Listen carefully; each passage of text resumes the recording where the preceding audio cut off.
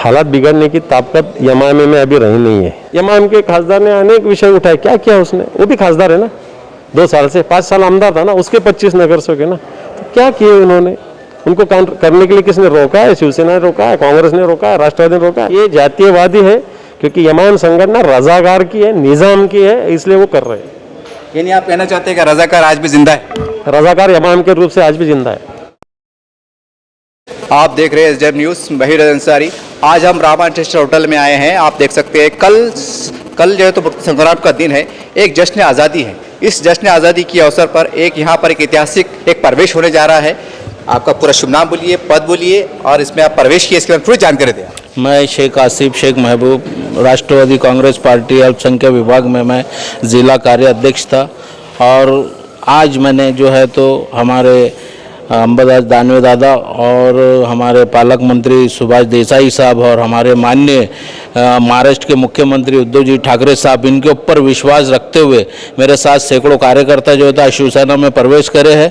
क्योंकि मेरे इस शहर की फिजा जो बिगड़ रही है कि कुछ 2-3 पार्टी हमारे औरंगाबाद में और महाराष्ट्र के अंदर और तरह तरह के कुछ जगहों पे जो है तो जातिवाद का एक ऐसा जहर घोल दिया है, तो वो जहर को ख़त्म करना है और दादा का साथ मुझे मिलेगा तो इंशाल्लाह मैं जल्द से जल्द ये जो है तो जहर को ख़त्म करने का हमने बीड़ा उठाए है। और आगे जो है तो हम सब साथ मिल कर के काम करेंगे और 200 कार्यकर्ता मेरे साथ जो है तो आज शिवसेना में प्रवेश करें।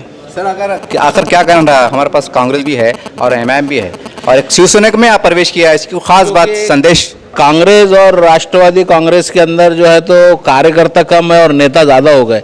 तो यहाँ पर जो है तो कार्यकर्ताओं की जहाँ पार्टी में ज़रूरत होती वही पार्टी जो है तो आगे बढ़ती और जो कार्यकर्ताओं को लेकर चलती वही पार्टी जो है तो आगे चलती। सर आज बहुत खुशी का दिन है, डबल खुशी का दिन है आपके लिए। तो कल आज़ादी का दिन भी है हमारे पास मराठवाड़े का, एक बहुत हर कोई खुश है और इस अवसर पर जो है सैकड़ों की संख्या में एक मुस्लिम समाज का आपको सब जो साथ मिल जाना, एक प्रवेश हो जाना, इसके बारे में आप प्रतिक्रिया दें। पहली बात तो हम कोई हिंदू कोई मुस्लिम ये नहीं समझते, सब में पहले हम हिंदुस्तानी, ये पहली बात है। दूसरी बात, कल मराठवाड़ा मुक्ति संग्राम दिन है। भारत देश 15 अगस्त 1947 को स्वतंत्र हुआ, लेकिन मराठवाड़ा 17 सितंबर 1948 को स्वतंत्र हुआ। सही बोलते ये दिन आज़ादी का, ये दिन आनंद का है, उत्सव का है, खुशी का है, त्यौहार रहता है। कुछ लोग अभी इन्होंने बताया आसिफ भाई ने जैसा कि इसमें फिज़ा ख़राब कर रहे, शांतता इस शहर की ख़राब कर रहे। हमारे में मतभेद हो सकते हैं, विचारों में मतभेद हो सकते हैं, कुछ इशू हो सकते हैं, लेकिन उसको निकालने का आज़ादी का दिन टाइम नहीं रहता है। और ऐसे वक्त कुछ लोग जानबूझपूर्वक समाज में भेद डालने का काम कर रहे हैं। ऐसे में शिवसेना के साथ अनेक मुस्लिम कार्यकर्ता सहभागी हो रहे हैं। आज आसिफ भाई ये सब राष्ट्रवादी के कार्यकर्ता ये शिवसेना में सहभागी हुए हैं और शिवसेना तो सबको साथ में लेके जाने वाली पार्टी है। शिवसेना में सामान्य आदमी को ज़्यादा महत्व रहता है और वो आने वाले टाइम में भी रहेगा, इसलिए ये सब भाई हमारे साथ काम करने के लिए तैयार हो गए। मैं उनका भी पार्टी में स्वागत करता हूँ। सर कल एक बहुत ऐतिहासिक दिन भी है और एमआईएम के खासदार ने ऐलान किया है कि मैं जो तो मुख्यमंत्री का स्वागत करूंगा। एक अजीब सा है सर, इतने खुशी का अवसर है, इस पर राजनीति चल रही है। क्या आपको लगता है कल हालात कुछ बिगड़ सकते हैं? हालात बिगड़ने की ताकत एमआईएम में अभी रही नहीं है। सब में पहली बात, पुलिस सक्षम है, कायदा सुव्यवस्था सक्षम है। और दूसरी बात, सीएम साहब कुछ आज ही नहीं आ रही इस संभाजी नगर में, लेकिन तुमने 17 सितंबर ही दिन क्यों चुन रहे? तुम इसका मतलब ये आज़ादी के विरोध में है क्या? तुम्हारे पिछले 6 साल तुम कभी भी इस प्रोग्राम में नहीं रहे, कहीं हैदराबाद में रहे, कहीं दिल्ली में रहे, पहले टाइम रह रहे, और उसमें भी तुम आनंद बनाने के बजाय तुम जिसमें नमक नमक डालना रहता हो ऐसा काम कर रहे आप। इसलिए एमआईएम जो बात कर रही है, ये एमआईएम के खासदार ने अनेक विषय उठाए, क्या किया उसने? वो भी खासदार है ना, 2 साल से 5 साल आमदार था ना, उसके 25 नगर से ना, तो क्या किए उन्होंने? उनको काम करने के लिए किसने रोका है? शिवसेना ने रोका है, कांग्रेस ने रोका है, राष्ट्रवादी ने रोका है। ये जो पब्लिसिटी स्टंट है, समाज में दूरियां बढ़ाने का स्टंट है।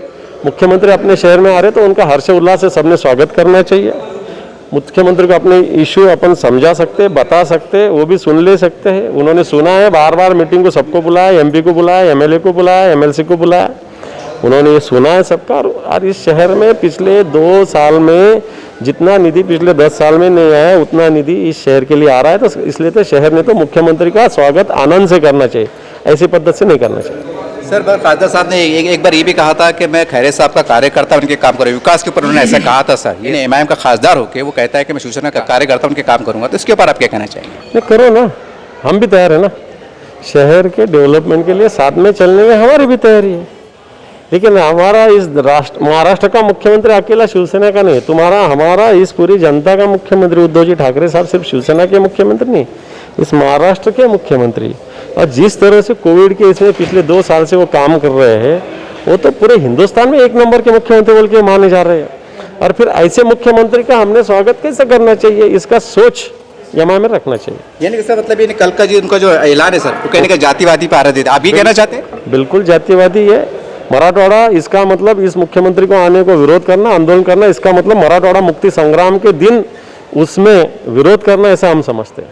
और ये जातीयवादी है क्योंकि एमआईएम संगठन रजाकार की है, निजाम की है, इसलिए वो कर रहे हैं। यानी आप कहना चाहते हैं कि रजाकार आज भी जिंदा है?